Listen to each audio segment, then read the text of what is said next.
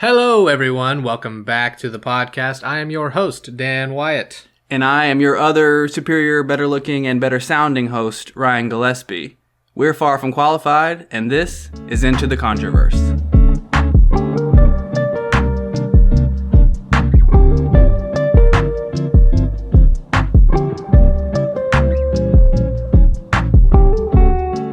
Hello, everyone. Welcome back.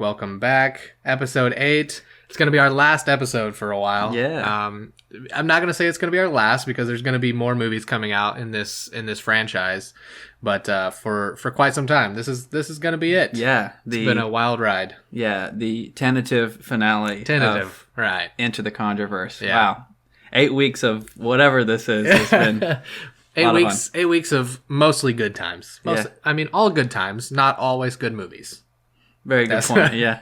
But we made it to the end where we made it to the Conjuring 3, The Devil Made Me Do It. Yep. And, you know, they made another just main Conjuring movie, thank God, because the spinoffs are just... Maybe we stay away from the spinoffs for a while. Until the next... until the next movie, which is also a spinoff. Yeah. But yeah, the Conjuring, The Devil Made Me Do It, was the 8th film in the franchise. 8th episode, lines up good. Just came out earlier this year, 2021. I think it came out in June. It's pretty close to my birthday, so Happy birthday! Thank you. Yeah, thank you. A little late, you piece of shit. Conjuring 3, we got director Michael Chavez, which he's done a few movies. He was La Llorona as well. Good stuff. Showed out there. Right. Yeah, he redeemed himself with this movie.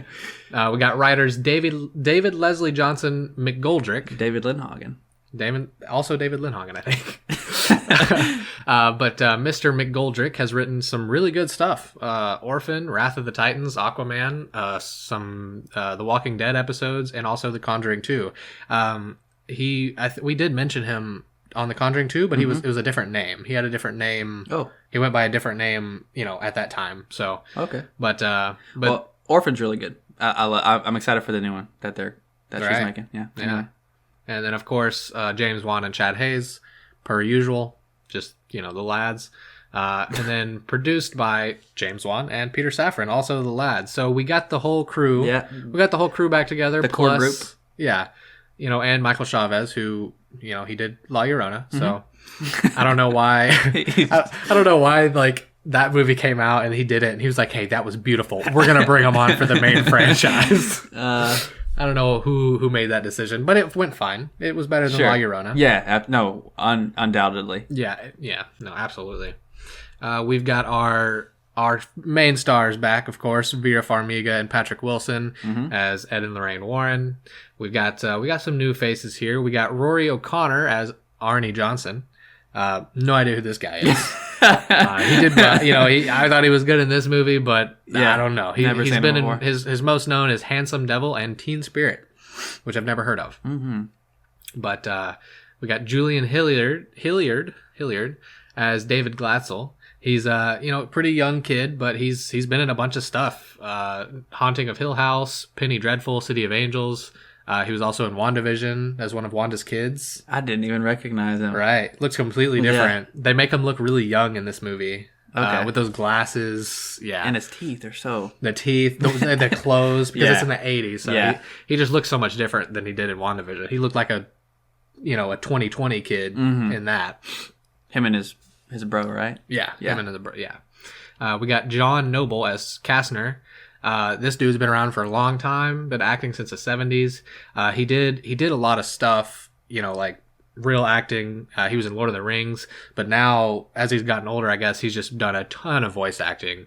Avatar: The Last Airbender, Transformers, Batman, DC Legends of Tomorrow. He's got a great voice. Oh, man. yeah. I love his faces and kind of demeanor is pretty creepy to me, but his voice is so good. Voice is excellent, so it makes sense that he's been in a ton of voice acting. We talked about, he looks ancient and he's in his 70s, right? Right, he's like 73. Yeah. But he does look like he's 100 years old. Yeah, maybe 120. He looks... we were talking about it and I was like, I don't even know if he's still alive. But he's only... this movie came out a few months ago, you know that, right? He's like, well, man, there's a lot of times taken for guys his age. Sorry, John. I love you. John, I love you, John. If you or anyone you love is listening, we're sorry in advance. But right, yeah, we don't mean anything bad by that. You beautiful man. And then finally, we have Eugenie Bondurant as Isla. I didn't recognize her at first, but when I did see, her stuff, she looked more familiar. But she was in Star Trek: Next Generation, Fight Club, Fear of Rain, and Mockingjay Part 2. Yeah, I think it's Isla too. Isla? No, maybe it is Isla. Yeah, you're I right. think so. They don't say her name a ton. No, maybe twice. But we watch with them subtitles, Yeah, so yeah. Yeah, but so that's our main cast there. Movie had a production budget of $39 million, only $1 million less than The Conjuring 2, which was interesting. I figured this one would have a larger budget because of how many sets and how many places they went. Yeah. But yeah, a little bit less than last movie. And they calibrated in. They know kind of how much they need maybe to make these movies. Maybe that could be it. Yeah. And then worldwide gross of $201 million. Which was like $100 million less than The Conjuring 2, but that's just the landscape of today. The times, yeah. Like, I think that's really good for coming out in 2021 because I didn't think it did that well. Sure, but I don't, and like you're saying, I don't know if many or any movies are doing. Yeah, absolutely, yeah. They're not doing as good as they would back in their heyday. Yeah. But also, it was released on HBO Max the same day it released in theaters, so that's going to hurt it for sure. Yep. But yeah, no, movies have just not even close to what they... Like we were talking about last time, how the Pirates of the Caribbean movies were making almost billions of dollars every time. And I'm like, what the hell? Yeah.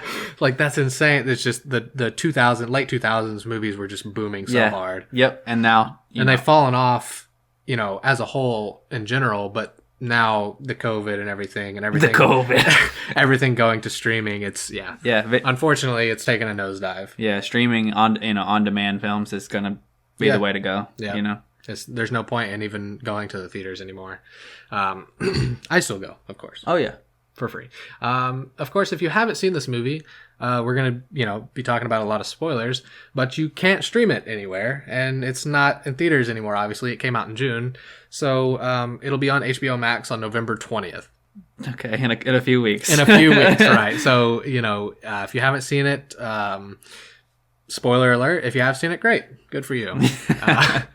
As always, we're going to give a trigger warning. Be sure to check out doesthedogdie.com for specific triggers. It'll have everything. There's not a ton in this movie, actually. I just looked at it for just a check, and there wasn't that bad. Okay. So, yeah. But check it anyways, just in case. You never know. People are triggered by literally everything. So. Thank you, Does the Dog Die? Thank you, doesthedogdie.com. Unofficial sponsor. All right, jumping right into the film. We start off in 1981.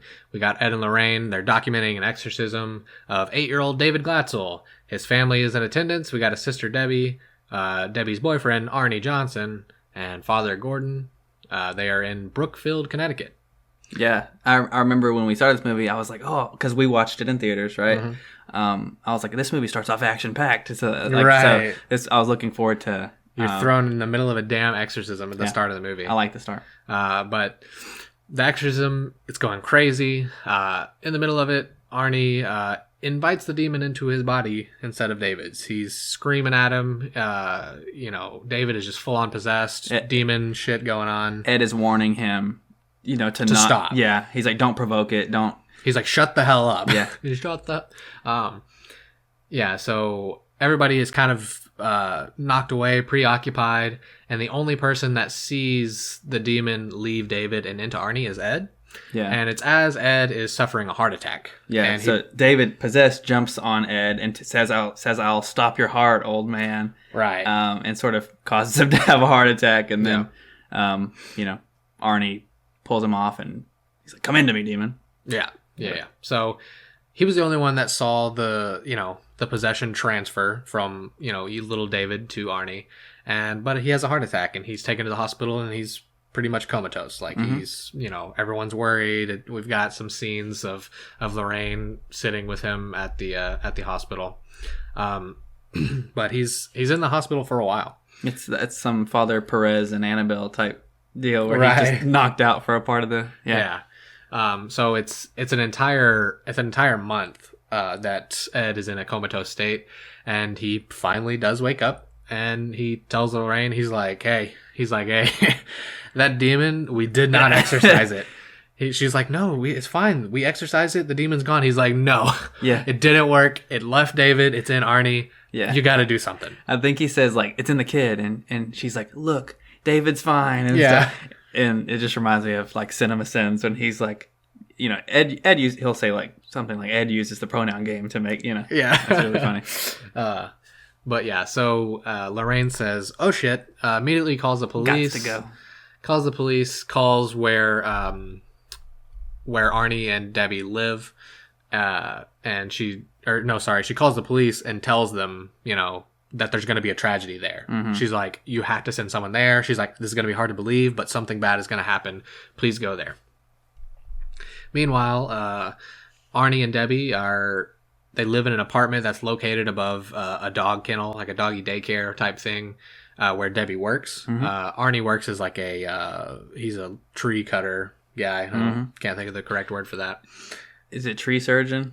Yeah, maybe. Yeah. They go above the houses and, you know, cut the limbs without breaking shit. Except the trees. Fuck them trees. Arnie doesn't feel well, comes home early, yeah. And their landlord, who also, like, he helps in the kennels, I guess, and he owns the place and rents it out to him. He's been drinking. He's got the music up loud. Yeah. He's ready to party. He's trying to get Arnie and Debbie to dance with him, and it's very chaotic. Yeah, they make it super hectic and super loud to kind of portray what Arnie is feeling. He's not feeling good. His head's hurting. His vision is bad, and he sees the landlord, his name is Bruno, like kind of just being rough with Debbie, and he's like, hey, what the hell, man? And he kind of pushes him away, and then it cuts back to, you know, what is actually happening, and they're just dancing, and they're like, what the hell, Arnie? What the hell? And we kind of see Bruno turn into a little demonic thing from Arnie's eyes. Yeah. And he's hallucinating. Yeah, he's basically like hallucinating from the possession. And he freaks out and stabs him 22 times. I mean, because he thinks he's getting attacked by like, you know, something crazy. So he stabs him 22 times. You know, Debbie freaks out. She runs outside. And he just walks off. He just walks off the property, starts walking down the road. Mm-hmm. A police officer, you know, finds him walking in the road, that he's responding to Lorraine's call, and he's just covered in blood. And we see his eyes, they're like wide over, they're like possessed, and they leave, like his eyes go back to normal, and he kind of wakes up from that little trance possession state. And he says like one of my favorite lines from the movie, which is, I think I hurt someone. I think it's really, that's a good one. Yeah. He's literally blood is just all over his arms and hands, and he's just like chest, he's just like, I think I hurt someone. Yeah. And the police officer's just like, what the hell? Get in the car, son. Yeah. So with the help of the Warrens, of course, they deliberate with his lawyer, because they believe him. You know, they believe that he didn't just do this. They believe he was possessed, and you know, they have to do some convincing for his lawyer to present to the judge that they're going to use demonic possession as their defense. Mm-hmm. They talk about that it has never been done in American courts. Like, that's what the lawyer says. And Ed's like, hey, they did it in Britain. England, in England, like twice. Okay. Yeah. And she was like, it didn't work over there either. But, they want to try. So they start investigating, the house where they first did the exorcism on David. Yeah. They're trying to find the source. They're like, why did this happen? You know, because they checked on Arnie, and they were like, he's not possessed. Yeah, like, he is not. He could read possessed from the Bible. He could. Yeah, he was reading passages from the Bible. They had holy water. They had crucifixes. They were like, he's not possessed anymore. But it doesn't mean he wasn't possessed. Right. So they're investigating the house, trying to figure out why David was possessed at all. Yep. They ended up discovering a witch's totem underneath the house. Or they think that, you know, that's where it came from. They think they were cursed by a witch. They asked, I think Ed and Lorraine asked the family, you know, when did strange events first start happening? And they said the day that we moved in. Right. You know, David, the little boy, is running through the house, kind of exploring with a box, and he finds a room that has a waterbed in it, and that's when he kind of is hallucinating, and there's a face in the waterbed, and then a hand sort of grabs up and tries to really cool scene. Tries to pull him out. Yeah, and he's covered in water, and the waterbed burst, and it just water's everywhere. And that's the room. They see something like on the floor. It looks like mold, water damage, and underneath the house in that spot, that's where the totem was. Exactly. And it's like a little animal skull with all kinds of weird stuff wrapped around it. It's like different jawbones arranged in a. So after they find the witch's totem, they need to seek some help to find out what the hell it is, where its origin. So they go to meet Father Kastner, and the funniest thing, whenever they go, he lives on a farm like out in the middle of nowhere, and the first time they meet, Ed goes to shake his hand, and he says arguably the best line in the entire movie. I'm Ed Warren. This is my wife, Lorraine. I have chicken shit on my hands. It's the best. Yeah, that's the greatest line.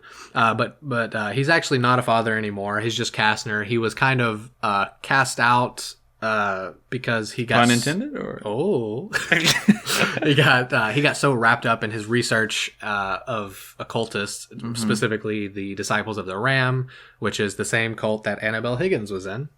Shout out Annabelle Higgins, my girl Annabelle. And he basically told him, he's like, this is some extremely high level occultist witchcraft, probably the Disciples of the Ram, to some extent, and don't mess with it. Yep. He's like, this will get you killed. He's like, they will, if they find out that you're trying to, stop them or something, they will do something horrible to you or your family. They're trying to find related events. They're trying to find if something like this has been seen in the area or just anywhere recently. They travel to not too far away, Danvers, Massachusetts, where a girl was stabbed to death 22 times. They're like, oh, there's a connection there. Also, Kastner did show them he has in his basement, he has locked away a sort of an artifact room of his own with a lot of like all of his research and things, and he's like, what you're looking for might be in here, but like you said, it could kill you, so be warned.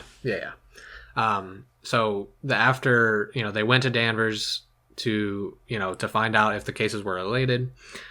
They did in fact find a totem that was extremely similar to the one at the Glatzel's house, at the home of a friend of the girl that got killed, and that friend is also missing. They never found her. Yeah. So they, two girls were hanging out together. One was found stabbed in the woods 22 times. The other one went missing. Was never found. Yeah. So they go out, Ed and Lorraine and the lead detective, they go out to the spot where they found the body. And Lorraine, she goes into one of her little visions where she recreates the murder. Yeah, she's like the murderer. Yeah. And she learns that, her friend was possessed, and she stabbed her 22 times and then ran and jumped off of a nearby cliff into a river. So the detective agreed to give them the entire case files for that case if they helped them find the missing girl. So Lorraine did. They scraped the river, found the body, and so they were given their all the case files to try to help them with their case back with the Glatzels. The Warrens also, they went to the funeral home where the girl's body was found, the one that was possessed. Yeah, they decided to get anything out of it. She needs to. Yeah, she needs to touch. Yeah. Lorraine needs to do her thing where she needs to do the thing where she touches the body and she has her little visions of what the hell was happening. Except this body's dead. Except this body gross as hell and bloated, waterlogged, nasty as shit. So she goes. She touches the hand of the girl that had jumped off the cliff after being possessed, and she has one of her visions. And we see in the vision we're in it looks like we're in a cave almost. Like we see some rock tunnels. Underground tunnels. Yeah, definitely underground. And she witnesses a witch, an occultist, at some big table, podium type thing. and she is... I believe the word looking for is altar. Altar, right. We don't know it's an altar at that point, okay. It could have been just a kitchen table, okay. It's a table with candles and pentagrams fires. and shit. Yeah. But she sees the witch performing a ritual, and she also, like, she sees Arnie, like, trying to kill himself. So she's basically... She's connecting the dots. Yeah, she's connecting the dots, and this is the occultist that put those totems there, and, you know, she's doing something. She's not really quite sure what she's trying to get done here, other than she's getting people possessed by demons and killing them. Mm-hmm. She was able to stop the occultist in the vision, which was... to communicate with her. Right, and talk to her. And the occultist was like, how the hell are you doing this? You know? So that was just some... It was a cool scene because I think they were both surprised, like, at that connection. Yeah. So, and you know, so Lorraine is, like, trying to stop her. I don't know. Do you think Lorraine was surprised that she was able to intervene? Oh, yeah. Yeah. It freaked her the hell out. And so she's like... You know, because she turned to Ed and she was like, you know, the connection works both ways. Yeah. She's like, you know, she's here. I'm here with her. And Ed has to pull her out. Meanwhile, she's making this other huge, large dead man, body. Kind of sort of become animated and run towards Ed, and it's running towards Lorraine, and Lorraine is still connected to the body, and he has to break or snap her out of it to get her out of the way. And the body just falls over dead again. Yeah, once she breaks the connection, the witch doesn't have access to that dead body anymore. So, you know, they got some good information. Mm-hmm. They headed back to their house in Connecticut to kind of go over those books that they got from Kastner, talk about the shit that they've discovered. And during all this, Ed, he loses he like passes out. He thinks it's like his blood pressure medication. But it turns out that he was being influenced by the occultists. And what he thought he was like being attacked by something, he was actually like trying to stab Lorraine in his little trance state. Mm-hmm. He was stopped by their intern Drew, who we see like all the time filming and helping them with stuff. And so once Ed wakes up, he's like, shit. He's like, you know, where's it at? He's like, where's the totem? He's like, there's a totem in here. She just had control of me. And there was a vase of black roses that had been delivered to the house. And inside of the vase, there was a totem. Yeah, I think maybe Drew says something like they just arrived yesterday or something like that. But all the other flowers were fine. These flowers were black and disgusting. I'm assuming they were get well flowers because he was in the hospital. That makes the most sense. But then the other thing is too, you know, he sort of grabs one of the flowers, it crumbles, he throws the flowers out, and then he kind of throws or drops the vase on the ground, revealing this totem. And I was like, how did that get in there? Yeah. It was a ship in a bottle type shit. How she did constructed this totem in the damn flower vase. Yeah, the opening of the vase was definitely not pretty cool. So. She's pretty handy, crafty. I can just imagine her like sitting cross-legged in the floor, like using tweezers to build it. That'd be pretty cool though. But yeah, so Drew gives a book of witchcraft that he found to Ed, and he's like, "Hey, I think I found something," and it states that in order for the curse of a witch to be lifted, the altar at which it was cast needs to be destroyed. Mm-hmm. They're doing some more research. Once they realize where all of these events have taken place. It's kind of like in a triangle, of course. It's like some, some NCIS type shit where they're trying to locate a rapist or whatever. Okay. Criminal Minds. That's what I was thinking of. Sure. Okay. Because they do those things. It's a rapist every single episode. It's crazy. So they're like, she's got to be around here close. Lorraine was thinking back to what she saw in her vision of the witch.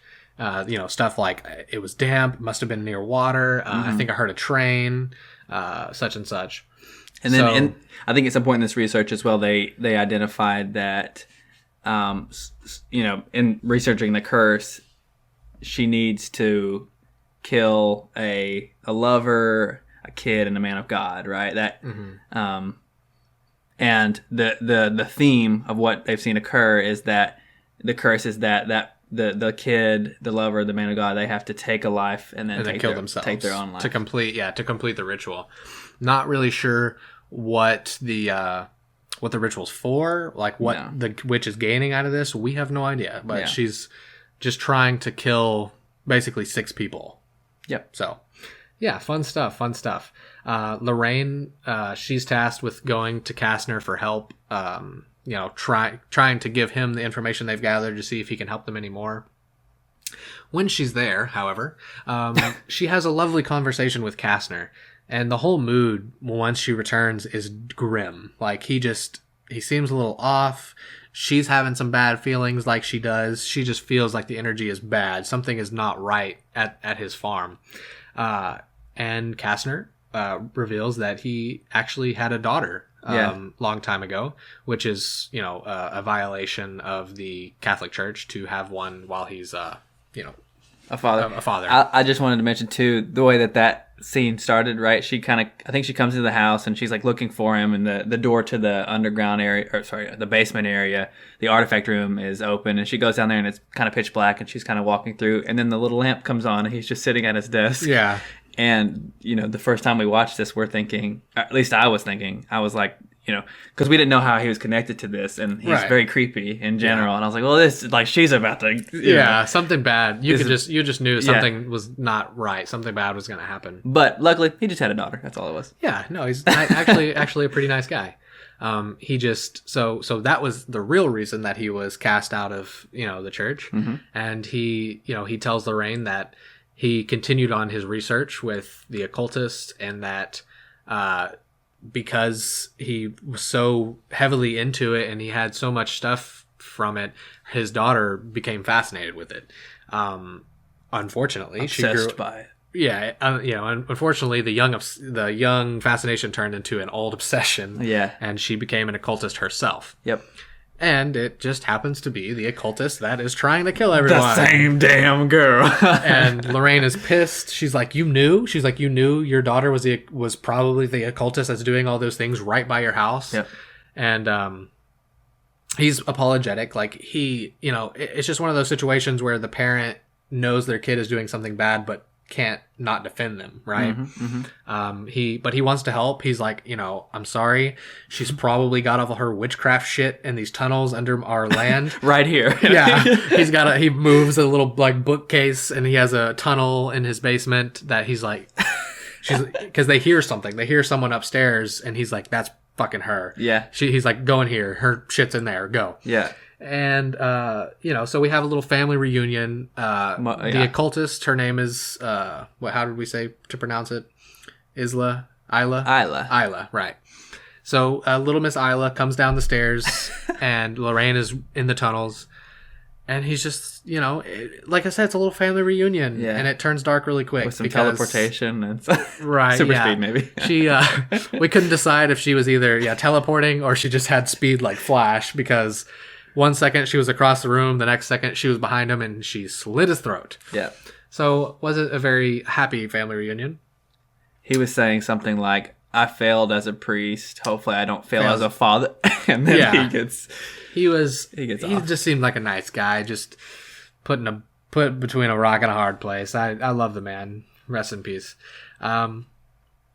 So Kastner's dead. Lorraine's in the tunnels. And so is Isla. She's coming after her.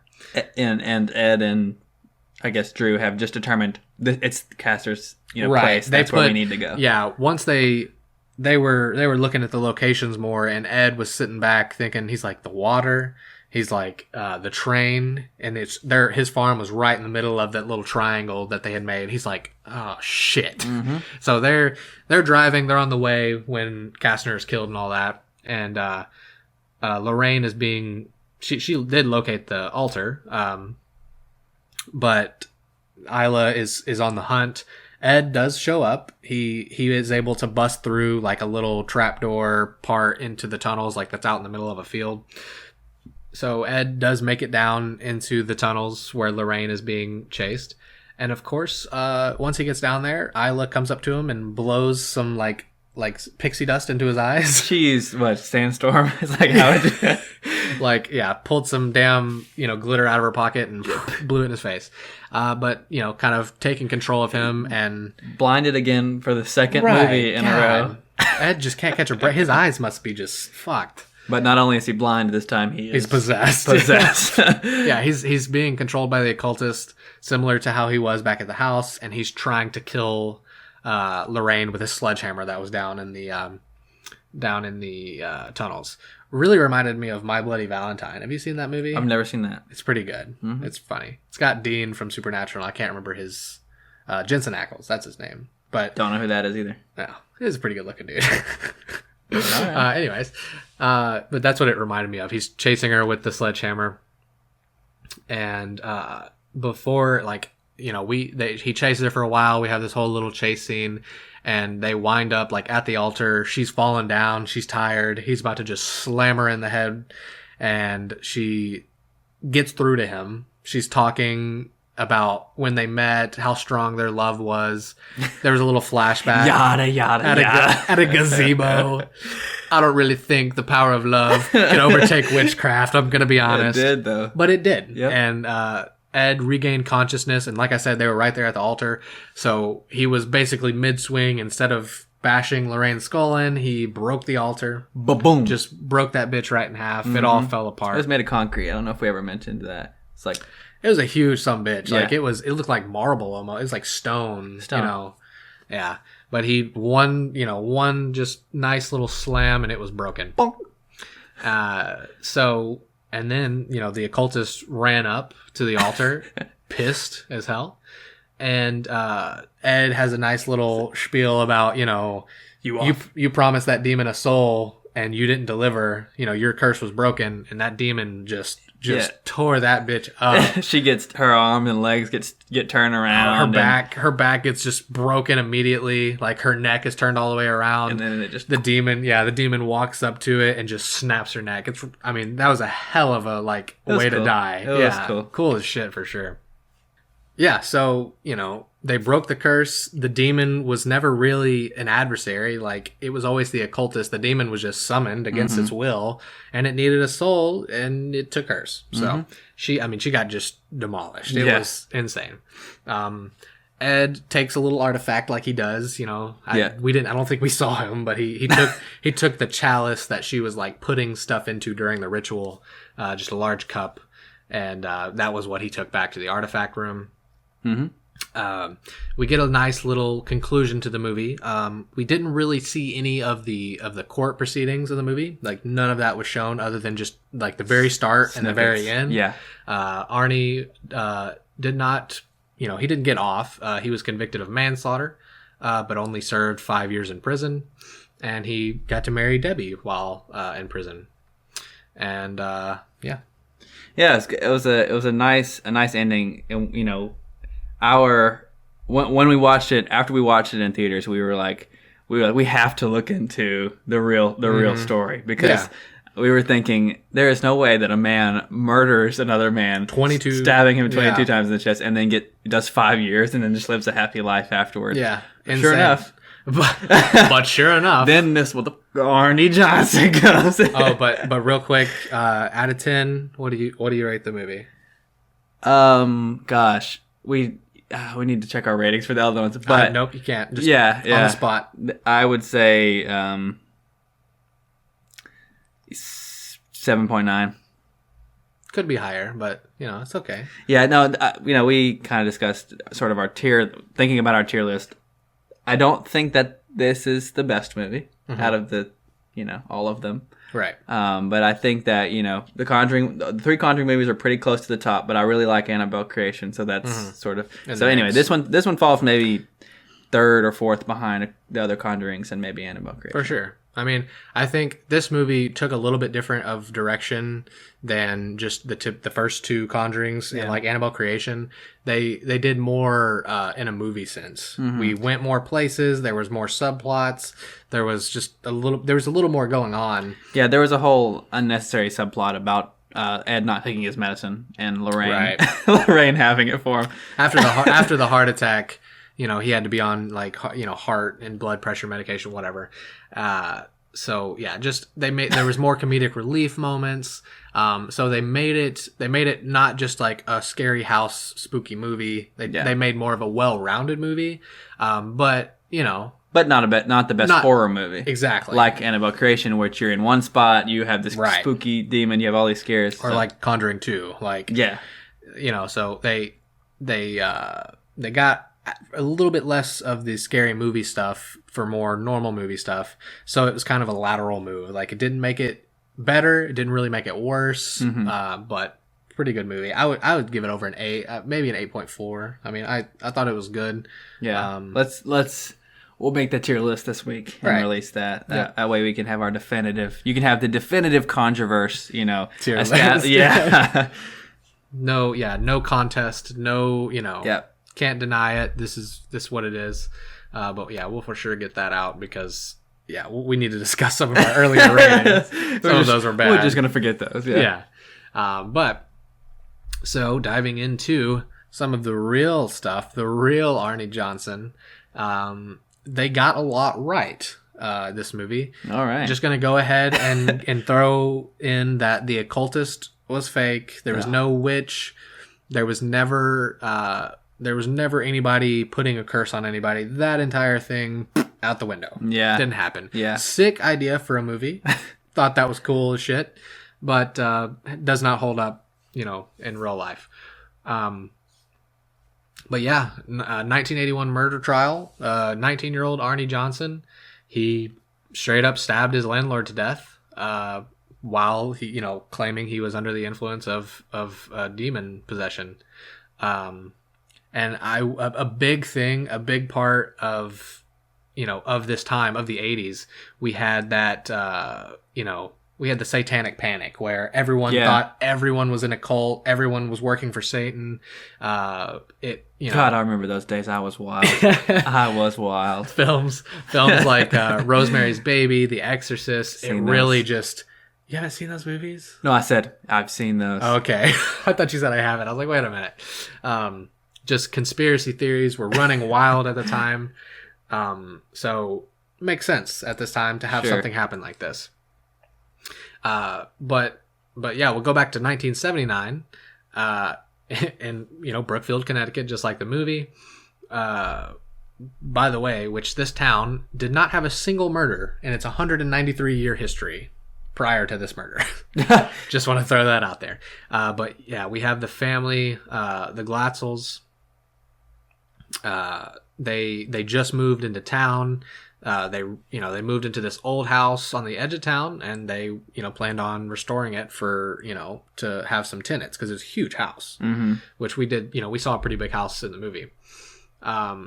Unfortunately, as soon as they moved in, David Glatzel, 11-year-old, he just started having some like crazy visions, just completely bewildering. He described a sunburned old man warning him to beware and take caution. And according to David, the man's appearance grew less and less human, and like his messages and warnings just grew more menacing. Talking about David dying, his family dying. He started to appear with big black eyes, jagged teeth, even like horns and hooves, like just straight like Lucifer type shit. This is when it's like, whenever there's accounts of the kid saying it, it's like you hate to hear it because either they're being actually tormented and that's really horrible, or they're being influenced by their parents to say these things because a kid doesn't come up with these kinds. Right. So either way, especially at that time, I would believe a kid could make some stuff up or read some stuff now. Yeah. But in 1979, probably not. But either way, the kid is, That's horrible. Yeah. If my kid said some shit like that, I would just be like, well, you're leaving. Yeah, we'll never live here again. Yeah. We'll never see this place again. Sure, yeah. Right. But yeah, like basically a devil type figure was at this point was threatening to take his soul. David obviously, very freaked out. One day, the mother, Judy Glatzel, said that she found David just face down on his bed unconscious, and when she got him and shook him awake, he said that he was knocked out by what he called, quote, Beast Man. Which that's a fairly good, description for an 11-year-old, I guess. So, Arnie was Debbie's boyfriend at the time.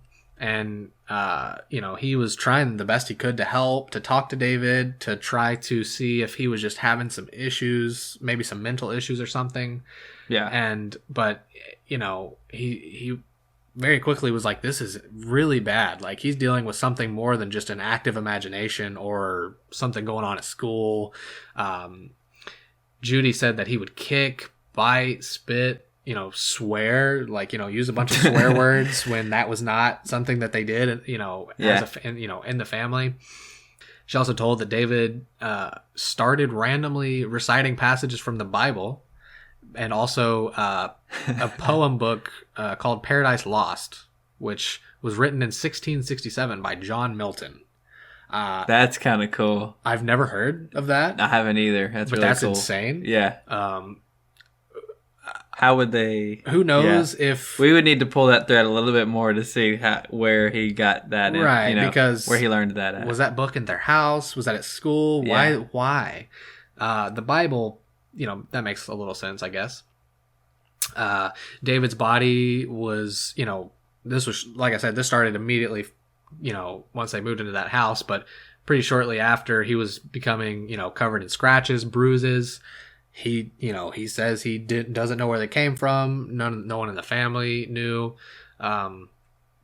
Judy said at times he would be seen like it looked like he was struggling against like hands, like choking him, or just shaking him violently, like he was having a seizure, but just like standing up. Mm-hmm. So I just want to take a sec. So with all these descriptions, like you have a movie right there pretty much to make, right? Mm-hmm. They could have done what they did with The Conjuring 2 and just told this story of David, right, going through this. The Beast Man, yeah, a horn. Like the demon, kind of like a demon that we've seen in the other movies. Instead, they used this as a, not a platform, but just a portion, a foundation for a bigger film, right? With with Arnie and. I mean, because it wasn't really, it was all kind of one event, the way that they say it happened. Yeah, but this movie is about Arnie and the occultist, and the only time David is possessed is at very beginning when we see the exorcism. Mm-hmm. So that's kind of cool. Yeah. So, but yeah, a lot of stuff happened with David, and they were thoroughly freaked out. They contacted the church, and they were also Catholic, by the way, which is good, I guess. But yeah, they were convinced he was possessed by something. They said the devil, but he was possessed by something. They sought out the help of Ed and Lorraine, who had just investigated the Amityville house, which spawned some movies as well. Mm-hmm. So once Ed and Lorraine met him, Lorraine immediately claimed that she saw a black misty form hovering over David, which we've kind of seen in the movies. Yeah, it's attached to the family. Yeah, you can't leave. Leaving won't do anything for you. And also they said that Ed questioned the boy, questioned David, questioning the demons that were possessing him, and David named 43 different demons, and that's ridiculous. I don't even know how you would remember 43 names. Like, he wasn't just spouting out random names; he was naming, demons within mythology and biblical shit. Yeah, ridiculous. Ed said it was a stereotypical possession case. The boy was possessed. What do you want me to say? Yeah. This is my every other Thursday afternoon. Got 43 demons. Huh? Yeah. What do you want from me? So this is a first from these stories. The Warrens claimed that they performed the exorcisms on David under the supervision of local priests. And they said that David levitated, cursed, stopped breathing at one point. And also they said David predicted there was going to be a murder soon during the exorcism. And I do actually have a little bit of audio from that, which, now thinking about it, it is Ed doing the talking. So I guess, yeah, before this, they had not done any exorcisms themselves. Right. They may have in the movies, but in the real life stories, they never did. Yeah. So it's really weird that they did it in this sense. But we'll play that bit of audio here just so you can listen to how nasty and creepy it sounds.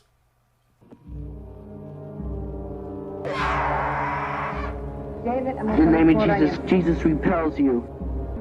Get out of this. Get out of my son. Get out of my son. Come on. Come on, son. Son, get out. Get away from my son. No! I'm your mother.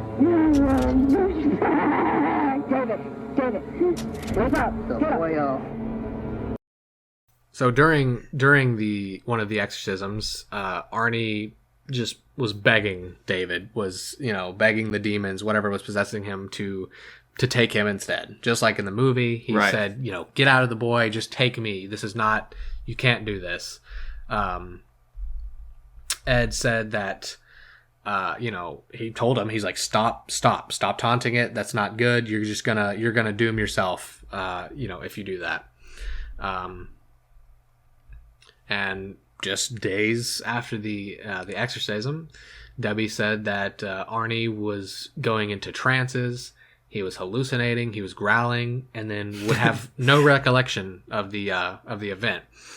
He claimed that one day on the way home from work, he kind of went into a state, crashed into a tree, and then was just fine afterwards. He's like, I don't know why that happened. So they kept pretty close to the true story. Yeah, that's what I said. Other than the occultist, yeah. right? Like the base story was fairly consistent. They were working. Debbie was working at the kennel where they worked. They lived upstairs. His name was Bruno in the movie. His name was Bono in real life. Don't know why they changed that. Alan Bono. Yeah, maybe he didn't want his name in the movie or something. Well, we're exposing Wait, you now, he's dead. Alan. Wait, he's dead. What the hell? I don't know why. Okay. He didn't. Lorraine talked to him. Lorraine talked to him. He's like, nah, don't put my name in the movie, bitch. Nah, not today, y'all. God. That's hilarious. But yeah, it's about respect for the dead, is what it is. maybe, for sure. You wouldn't want to call a character Elvis Presley. Right. Okay. Yeah. Delvis Presley. There you go. But yeah, she started working there. They started living there. Arnie and Bono were friends. They would hang out at the kennel a lot. So it's about a year difference between the exorcism of David Glatzel and the murder of the landlord Bono, who Arnie Johnson killed. So just very, very good, the movie. On February 16th, 1981, Arnie Johnson called in sick at his job as a tree surgeon, and he went to the kennel. Even though he called in sick, the three went out to lunch, which is kind of a red flag. Maybe he's lying. Maybe he's lying about feeling sick. I don't know. Where the landlord Bono drank just a lot. And they said that once they got back to the kennels, Bono was drunk, and they got into an extremely heated argument. And where after some back and forth, Johnson pulled out his pocket knife, reportedly growled like an animal, just like that. Yep. And stabbed. Audio clip. There you go. Stabbed Bono repeatedly. Not 22 times. That was a great exaggeration. Oh. The lawyer said he suffered 4 or 5 tremendous stab wounds. So there could have been maybe 10, maybe some smaller ones, but he said 4 or 5 tremendous stab wounds. One that stretched from his stomach to the bottom of his heart. So he stabbed the shit out of him. This is Arnie Johnson's lawyer said that? Yep. So he didn't die on the scene, but was taken to the hospital where he died hours later. And again, just like the movie, Arnie Johnson was found just walking down the road 3 miles away from the house. So it took them a long time to respond. Because if Arnie walked 3 miles, what the hell? Yeah. Come on, Brookfield. What's Arnie's mile time? Come on. Yeah, what do you run? You run an 18-minute 5K? Which, I mean, I don't know. I don't know why it would take the police so long to get there, but... Maybe because it's 1981 and this town has never had a murder in its 193-year history. That is a fair point. But Lorraine, she was convinced pretty much that the possession, that Arnie, was possessed after David, because they all saw him begging for it to take him instead. And she told the police, she was like, I think he was possessed. Yep. And of course, that sparked just chaos, a media blitz. Everyone was the media was there, all in on it. It's a real life spooky, satanic panic story. Exactly. Yeah. At the height, we were not at the height, but we were really getting into the full swing of satanic panic. Everyone was like, "Oh shit, here we go again." Yeah. Amityville too. So Johnson's attorney, Martin Manila, quickly, said, "Okay, that's what we're gonna do. That's gonna be our official defense. Was that he was possessed at the time of the murder, so he is not responsible." Mm-hmm. The defense or the attorney said, I'm very confident, and that we could put a pope up on the stand and he would tell you that he was possessed. Unfortunately, on October 28th, when the trial began, Manila submitted that plea to the judge, and we get probably the most famous line from this event, which was, quote, "The courts have dealt with the existence of God, and now they'll be asked to deal with the existence of the demonic spirit." Got him. Very sick line. Got him. Sure. Very sick. They polished it a little bit for the movie, but Right, yeah. It sounded better because he said the devil. the devil. Yeah, sounds a lot cooler than the demonic spirit. So, unfortunately, You tell me that didn't work? unfortunately, the judge basically just shut it down. He's like, "Nope, we're not going to do that." He's like, that's not scientific. That's not proven. We're not going to do that in my courtroom. Mm-hmm. So Manila said, "Well, you know what? Actually, it was self-defense." And that's the plea they went with. So That's actually hilarious. After about a month-long trial, Johnson was found guilty of first-degree manslaughter and was sentenced 10 to 20 years in prison, but only served 5. Got out on good behavior. What a great guy. And I think, their main line of defense was that, Bono was drunk. They got into a really bad argument, and Bono initiated it, so that's why they claimed self-defense. Right. So only got first-degree manslaughter. Not bad. Yeah. 10 to 20 years, but only served 5. Arnie and Debbie got married during his sentence, like you can. He also got his high school diploma. Shout out Arnie, So- man. Way to go. Got a hell of a productive 5 years. And yeah, he was released 5 years later, and he remained extremely secretive about his personal life. He did not want media attention. He did not want to be associated with that anymore. We after that, we just got no information about where he went, where Him and Debbie, where they moved to, where they worked, what they did.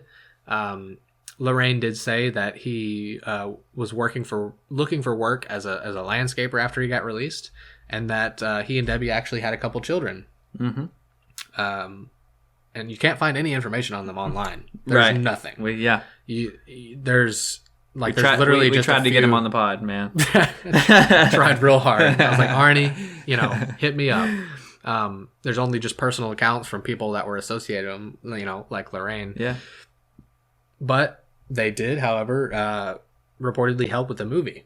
And they stand by Ed and Lorraine's accounts and say that, everything that was in their books and this movie, of course, other than the occultist stuff, was real. Yeah. And it's also reported that Debbie passed away shortly before the movie's release of some sort of cancer. So that is all word of mouth from people close to Ed and Lorraine. So if that's true, not really sure, but don't think that someone would just make that up. Right. That's unfortunate. So very sad. At least she got to help with the movie. Yeah. And she definitely saw some of it, right? Like if she helped with the movie, she definitely saw like one of those first screenings or whatever. Yeah. But yeah. Hope Arnie's doing well. Hope Arnie, yeah. He's an older guy now. Yeah. He served the time, man. He served, man. He served it. He did his time. Married his sweetheart, got his fucking high school diploma. He's living out his best days, and who knows where. Maybe Connecticut still. Did you also say that he was at the Nesper event? Yes. So the like I said, you can't find anything about Arnie Johnson or his wife Debbie online, but the New England Society for Psychic Research, which was the Nesper for short. Nesper, we'll call it Nesper, was founded in 52 by Ed and Lorraine. It's currently being run by their son-in-law Tony Spera. They had a paranormal con on Halloween, and apparently Arnie Johnson was there. Let's go. So like, there's a couple pictures on their Facebook page that he's on there, and I'm just like, what the hell is this man doing? So he must live in the area. He must live in Connecticut somewhere. Mm-hmm. And so that's awesome. So I guess some locals know him, but he's just not, his life just isn't out there to look at, which is cool. I respect that. Yep. Well done, Arnie. So Arnie is out there, and you can meet him. Just go to an event at Nesper. Tell him Into the Conjurverse sent you. Right. Right.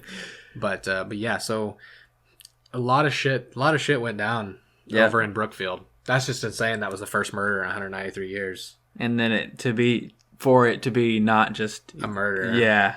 Supposedly. Yeah, have they had a murder? Because that was manslaughter. Right. Does it count if he was possessed? Does that count as murder? That could be a mysterious death. There you go. Crazy shit. So still more to look into. Man, this has been so good. The stuff about David, it's like you said, it's always terrible with children because you just never know, but then you're also just spooked as hell because it's a child. Mm-hmm. God, especially if like you were close to that child and you know that information isn't just being fed into them, you're like, oh fuck. Yeah, and there's always the chance, that Ed mentioned just one like quick thing Ed said about the 43 demons, right? There's always a chance that he kind of made that up, but given that just assuming that he's telling the truth, think about all that would have to go into for that kid to memorize those names. 43 demon names. Yeah. He said it. No, like, I mean, I don't think he is lying on that. Of course, I don't know if David was just memorize a list of demon names, right? But fuck, that's hard. That's hard to do because demon names are weird, man. Yeah, I mean, I Bathsheba, Valak, bro. Those are the. Can you say the presidents in order? No. Okay. No, I cannot. Be like doing that. Yeah, right. Jesus, that's just some crazy stuff. The murder itself definitely seemed like manslaughter. The manslaughter itself just seemed like, a run-of-the-mill argument, like at a party type thing. Yeah. He was alcohol. Bono was drunk. Arnie wasn't, though, at least. Like, Arnie hadn't been drinking. He felt sick, reportedly. So, and especially if something was going down with Debbie, like they portrayed in the movie, if a drunk dude was, being a little too handsy or something, very, very likely that tempers got high. You just stab him in the chest. Right. 4 or 5 tremendous wounds. Yeah, from the stomach to the heart. Yeah, you stab them in the stomach and then pull it all the way up to their heart. That's pretty effective. Yeah. With a 5-inch pocket knife. Yep. Yeah. Very, very easy. So if you want to kill someone, that's... But you have to growl first. Growling first is essential. Just, that's enough growling. Yeah.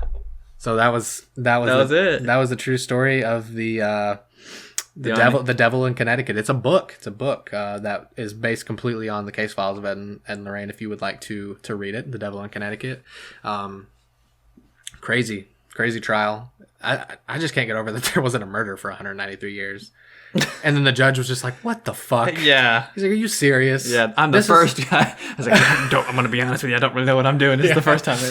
He's like, "I don't even know what to do here. Like, what do we do? What do we give him 5 years?" All he knew is that he was not buying the demonic possession. Yeah.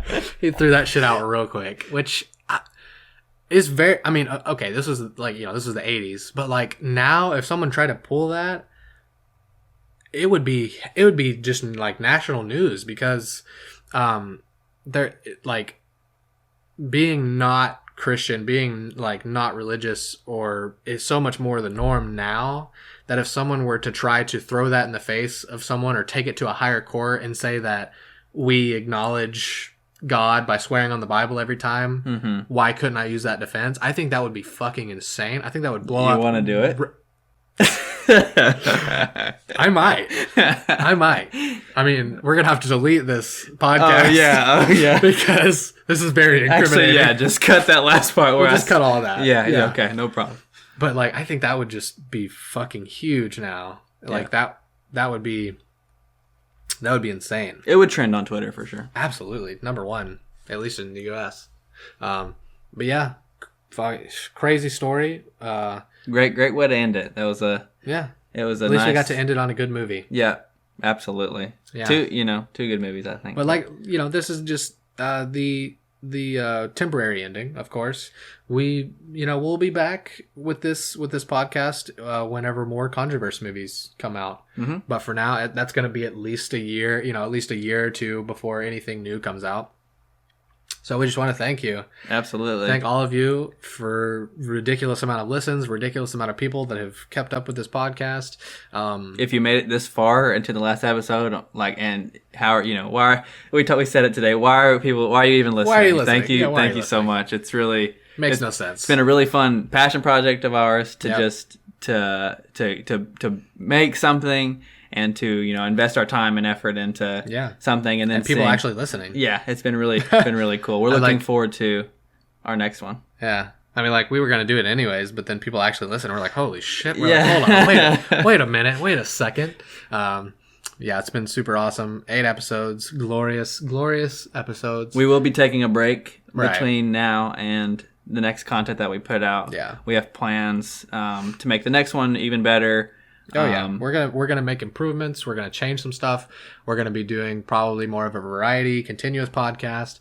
So maybe not a super long break, but just a break to just take a break and also get some stuff together, talk a bit more about ideas and whatnot.